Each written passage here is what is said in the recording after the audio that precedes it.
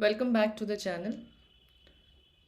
आज भी एक बहुत ही इम्पॉर्टेंट सेक्शन के साथ मैं आपके सामने आई हूँ। एंड हम आज सेक्शन 69A यानी कि अनएक्सप्लेन्ड मनी के बारे में बात करेंगे। सेक्शन 68 की वीडियो ऑलरेडी मेरे चैनल पे है, सेक्शन 69 की भी है।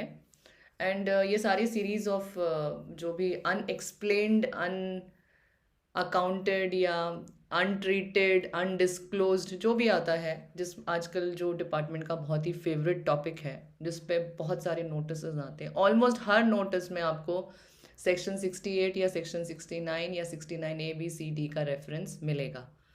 ये बहुत ही फेवरेट एंड हैपनिंग टॉपिक है जिसमें डिपार्टमेंट सबको आजकल एडिशंस कर रहा है एंड असेसमेंट ऑर्डर्स पास कर रहा है। आज हम अनएक्सप्लेन्ड मनी के बारे में बात करेंगे। This is section 69A of the income tax act.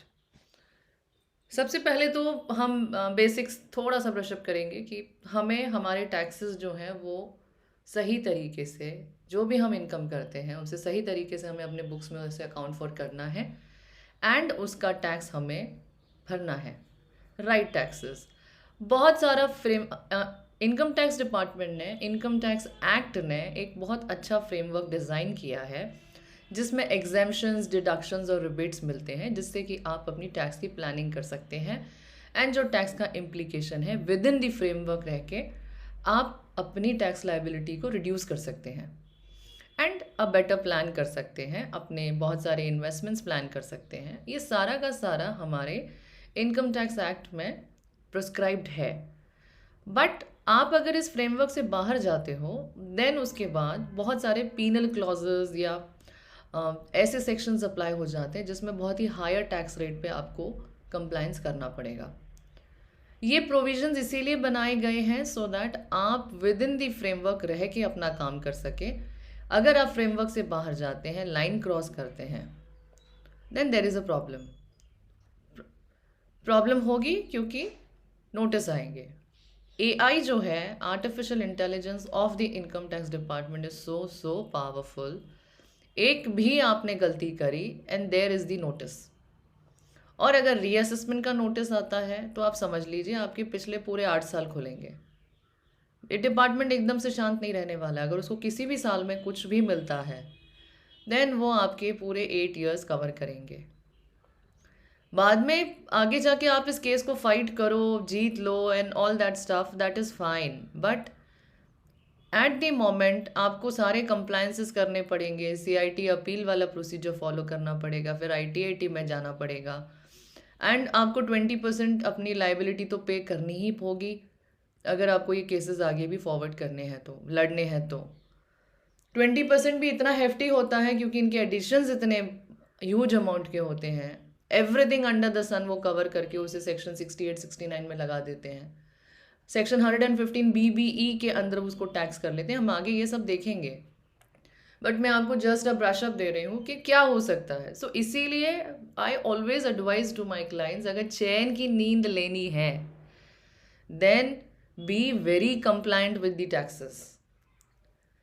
तो आपको कंसीलमेंट करनी नहीं है, क्योंकि अगर सर्च, सीजर या सर्वे जैसे एक्शंस हो गए आपके यहाँ या किसी ने इनकम टैक्स डिपार्टमेंट के खबरी हैं, खबरी क्या, हर एक इंडिविजुअल सिटीजन उनका खबरी है क्योंकि उन्होंने अपनी साइट पे ही दिया हुआ है।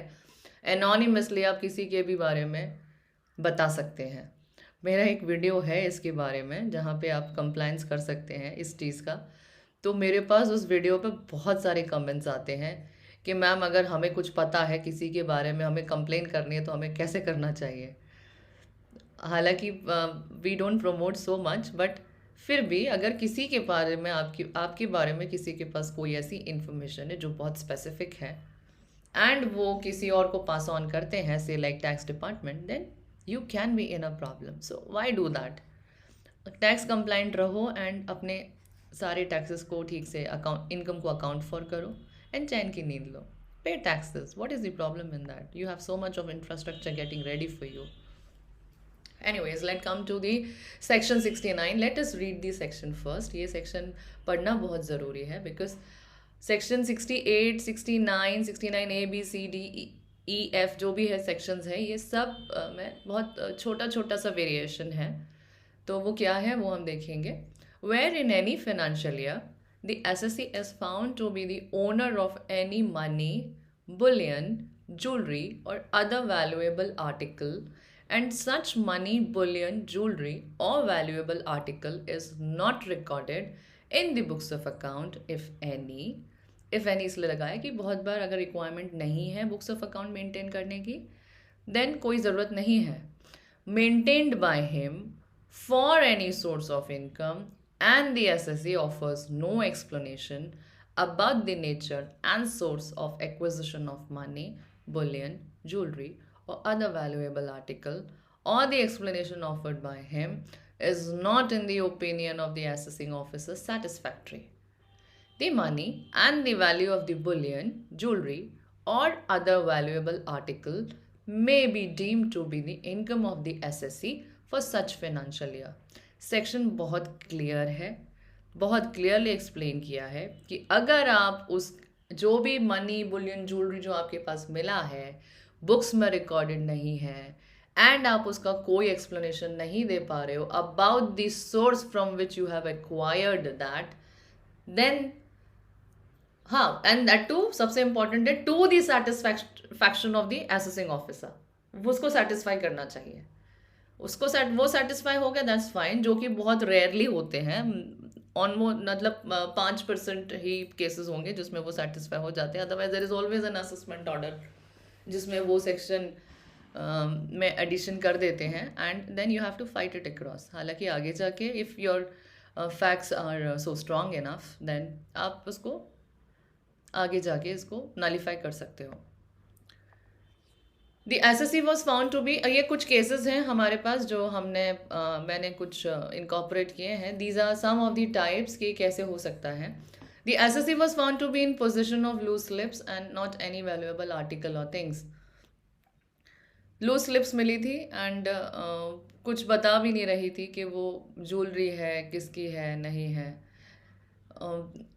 neither the possession nor the ownership of any jewelry mentioned in the slips was proved.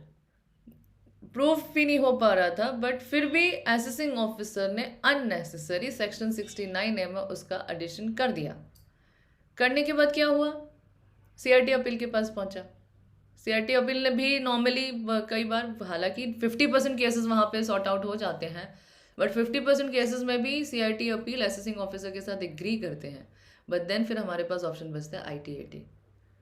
ITAT में बहुत बार 90% केसेस उड़ जाते हैं, 10% ज़रूर जाते हैं high court. So if implication is too high, then SSC will definitely would like to move to the high court. Even if the SSC had failed to explain the contents of the slip, it was for the revenue to prove on the basis of material on record that they were represented transactions of sales. ये एक case law है जिसमें से मैंने पुल किया है. I have pulled out the principle through which the case was decided, that they represented transactions of sales or stock in trade before making any addition under this section. The SSC had duly explained that these were rough calculations and the SSC's explanation had not been rebutted by material evidences. rebut करना बहुत ज़रूरी है, ये भी मैं explain करूँगी आगे जब मैं आपको reply कैसे बनाते हैं. ये वाला अगर कोई भी आपके पास नोटिस आ गया सेक्शन 69A का, तो उसको एओ को रिप्लाई कैसे करना है एंड सीआईटी अपील में रिप्लाई कैसे करना है, ये सब हम डिस्कस करेंगे. एंड आपको मेरे साथ एंड तक रहना है so that you get to know each and every point about this section. And हमें इसका रिप्लाई कैसे करना है, कंप्लायंस तक आपको देखना है, तो मेरे साथ आपको एंड तक रहना है. Okay, till then the department has to rest such provisions. Correct. Where assessee in support of certain amount received from his family members on account of sale of property, produced family settlement agreement and sale agreement, there being no defect in said agreements, amounts so received by assessee could not be added to his taxable income as unexplained money. Addition हो ठीक है, unexplained money section 69A B C D में addition नहीं होना चाहिए, क्योंकि इसमें addition होते ही सेक्शन 115 BB अप्लाई हो जाएगा. तो 60% वाला टैक्सेशन वाला रूल अप्लाई हो जाएगा, जो कि 85% तक पहुंच जाता है. Penalties and cess and surcharge सब मिला मिलू के. So you have to avoid that. Offer an explanation. Reply इतना ब्यूटिफुल ड्राफ्ट होना चाहिए that is a proper explanation. AO has to rebut your proof if he wants to make that addition, and उनके पास भी एक valid reason होना चाहिए so that they continue with the addition. Okay, hence the addition made by AO without any legal and justified reason is liable to be rejected before the higher authorities. That's correct. There is one more this thing. The ownership is is one of the considerations. The material difference between section 68 and 69A. 68 section 68 में मैंने एक video है मेरा, वो आप देखिएगा ज़रूर. उसमें और 69A में अंतर है. अंतर क्या है? सेक्शन 68 जो है वो does not require that the amount is to be owned by the assessee. ज़रूरी नहीं है एसएससी के पास ही वो amount, assessee has to be the owner. It only deals with any amount shown in the books of accounts of the assessee. Books of accounts, assessee के books of account में वो अमाउंट होना चाहिए. अब वो उसने ओन किया है नहीं किया है, दैट इज इमटेरियल. एसएससी की बुक्स में दिखना चाहिए. बुक्स में दिख रहा है then there is an addition. Whereas section 69A deals with money etc. owned by the SSC and found in his possession. 69 में ओनरशिप भी होनी चाहिए और उसके पास भी होना चाहिए. This is a difference. Possession of cash is evidence of ownership. अगर आपके पास कैश है वो आपका है, अनलेस आप उसको प्रूव नहीं कर देते कि ये मेरा नहीं है. एंड वो प्रूव करना बहुत टिपिकल टास्क है, बट कर सकते हैं. It's nothing impossible. Date of possession of money will determine year of assessment. जिस दिन आपके पास वो पैसा मिला है वो उसी साल का कंसिडर किया जाएगा. And where SSC was managing a firm which collected deposits from public but there was no evidence regarding registration and genuineness of firm, and SSC could not explain such deposits, nor could SSC establish that such deposits did not belong to him. Addition of such deposits as SSC's unexplained investments were justified. Hence, the addition made by AO without any legal and justified reasons is liable to be rejected.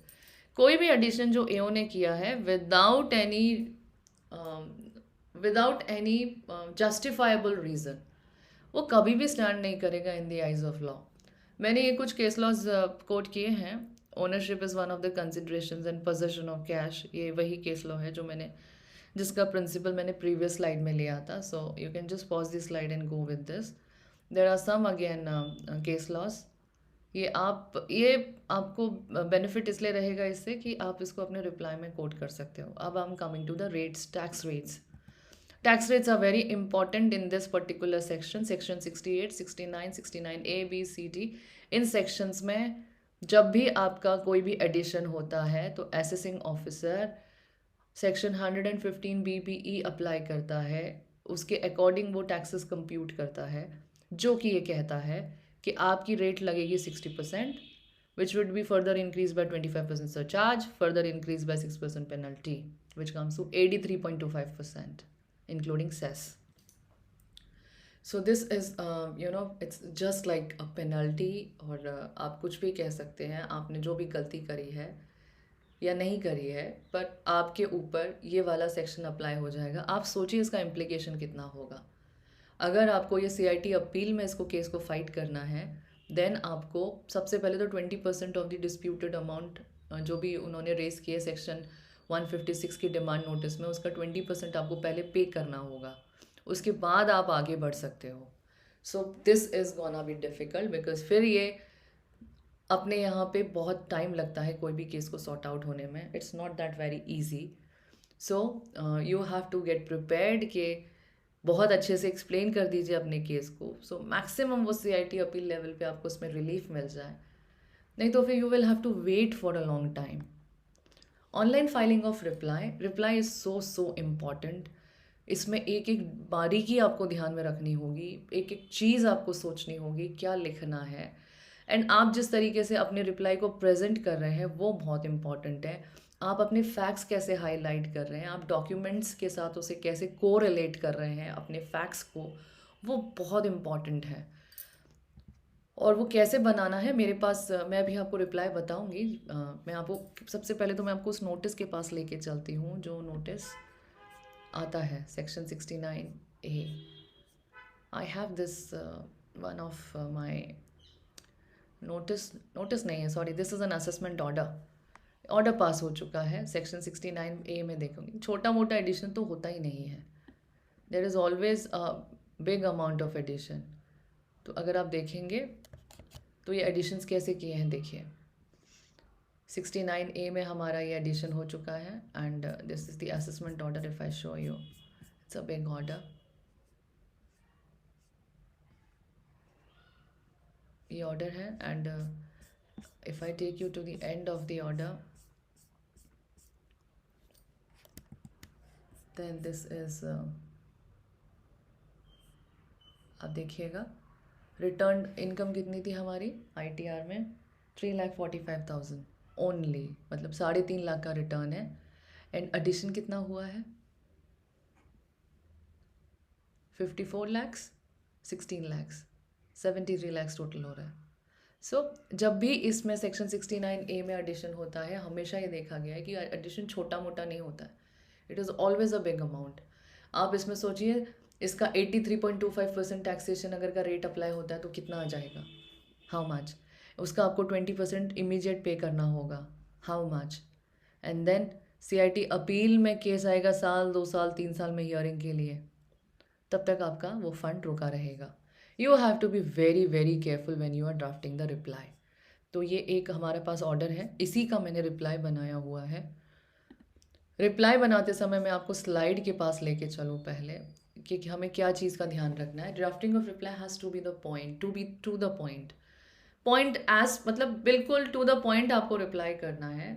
Assessing officer ने जितनी जगहों पर आप पे टिप्पणी की है that is not agreeing, वहाँ पे आपको रिप्लाई करना है। असेसिंग ऑफिसर ने जो शो कॉज नोटिस भेजा हुआ है, शो कॉज नोटिस के अकॉर्डिंग आपको टू द पॉइंट रिप्लाई देना है।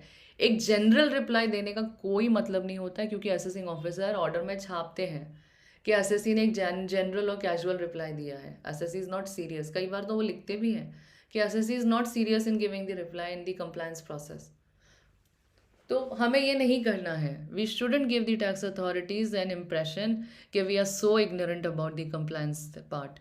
जब नोटिस आया है तो आपको कंप्लायंस करना बहुत कंपलसरी है, you have to go with the compliances. सबसे पहले आप you have to read the notice carefully, जो डिटेल्स पूछे उसको ध्यान से देखिएगा। You have to collate the information. जब तक आपके पास सारी इन्फॉर्मेशन ना आ जाए, आप कृपया करके रिप्लाई ना बनाएं आधा अधूरा। या तो फिर आप डिवाइड कर लें कि मेरे पास ये वाला कुछ दिनों में आएगा, तो आप उतने पॉइंट्स का रिप्लाई बना लीजिए जितना आपके पास ऑलरेडी अवेलेबल है, एंड उसको आप पार्शियल रिप्लाई की तरह सबमिट कीजिए। लॉगिन कीजिए डिपार्टमेंट के पोर्टल पे with your pan number and your ID password. उसके बाद आप प्रोसीडिंग्स वाले टैब में जाइए, वहाँ पे सबमिट रिस्पॉन्स का बटन आता है, उसे आप क्लिक कीजिए एंड वहाँ पर आप अंदर जाएंगे तो वहाँ पे वो पूछता है सेल्फ ही सेलेक्ट करिए, या अगर आपके ऑथराइज रिप्रेजेंटेटिव है तो वो अपना नाम डालेंगे, ऑथराइज रिप्रेजेंटेटिव लिखेंगे।